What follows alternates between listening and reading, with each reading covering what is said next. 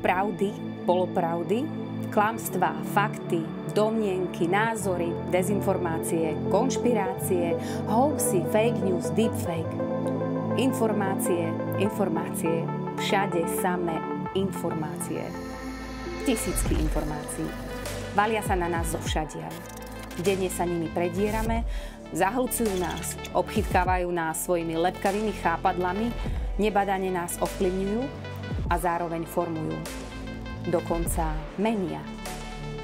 Každá informácia, ktorú náš mozog príjme, sa stáva súčasťou nášho nového ja.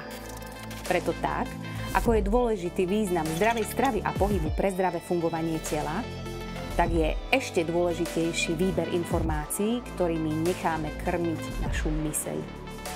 Toxická informácia sa totiž nedá vydáviť ani vylúčiť. K informáciám by sme preto mali pristupovať ako k jedlu. Mali by sme rozumieť ich zloženiu, kontrolovať, odkiaľ pochádzajú, kto nám ich pripravuje a kto a ako servíruje.